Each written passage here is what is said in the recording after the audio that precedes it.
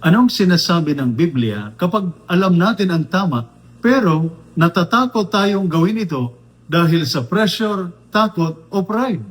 Magandang araw po sa inyong lahat, lalo na sa ating mga sundalo, police, Coast Guard, firefighters, jail officers, at lahat ng mga nasa serbisyo at sa inyong mga pamilya.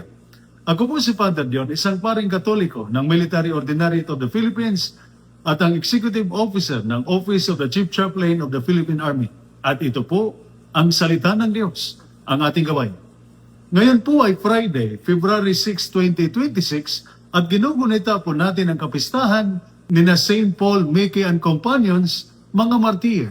Ang ating mga pagbasa mula sa banal na kasulatan sa araw na ito ay nagpapaalala sa atin kung sino ang naghahari sa ating puso. Ipinipresenta ng ating mga pagbasa ang dalawang buhay na nagbibigay aral para sa may tungkulin, otoridad at mabibigat na desisyon. Sa ating unang pagbasa mula sa Aklat ni Sirach, chapter 47, verses 2 to 11, ipinapakita sa buhay ni Haring David ang lakas na marunong bumalik sa Diyos. Inialala ni Sirach si Haring David, hindi bilang perpekto, kundi bilang leader na ang puso ay marunong bumalik sa Diyos. Nagkamali si David. May mabibigat siyang kasalanan. Pero hindi niya pinatay ang konsensya. Sa halip, umaral siya sa Diyos. Nagsisi, nagpakumbaba, at bumangon muli. Para sa mga nasa serbisyo, malinaw ang aral. Hindi kailanman magkamali ang tunay na lakas, kundi ang tapang na umamin, magbago, at ituwid ang mali. Yan ang uri ng leader na kailangan ng bayan. Hindi perpekto, pero tapat sa konsensya at sa Diyos. Sa ating Ebanghelyo, mula sa Ebanghelyo ni San Marcos, chapter 6, verses 14 to 29, ipinapakita naman ni Herodes sa kanyang buhay ang kapangyarihan na alipin ng takot. Sa Ebanghelyo, si Haring Herodes ay may impluensya at kapangyarihan. Si Haring Herodes ay may ranggo at impluensya. Pero wala siyang kalayaan sa loob. Alam niyang tama si Juan Bautista. Nirirespeto pa nga niya ito. Pero natalo siya ng takot sa sasabihin ng iba. Pag-iingat sa imahe, maling pangako, kayabangan. Sa huli, pinili niya ang dangal sa harap ng tao kaysa konsensya at may inosenteng buhay na nawala. Ito ang trahedya.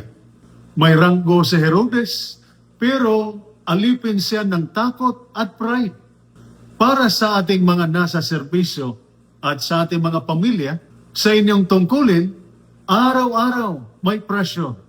Utos na mabigat sundin, takot na mapuna o maparusahan, pangambang mawala ang suporta, pagod, stress, at minsan katahimikan sa loob. Madalas, ang maling desisyon ay hindi dahil masama ang tao, kundi dahil natakot siyang tumayo sa tama. Kaya ang tanong ng salita ng Diyos sa atin ngayon ay diretso. Sino ang naghahari sa puso natin? Ang Diyos o ang takot o pride? At para sa mga pamilya, ang inyong panalangin, pag-unawa at pagtitiis ay sandigan ng konsensya ng inyong mahal sa buhay na nasa serbisyo. Ang pusong nakasentro sa Diyos ay maaaring bumangon kahit matapos magkamali. Ang pusong pinaghaharian ng takot ay unti-unting naliligaw.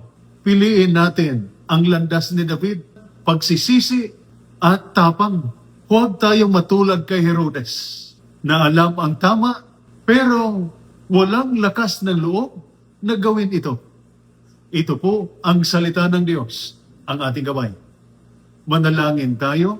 Panginoong Diyos, bigyan mo ang aming mga sundalo at ang lahat na nasa serbisyo ng pusong tulad ni David, mapagpakumbaba at handang makinig sa iyo Palayain mo kami sa takot, kayabangan at pressure ng tao.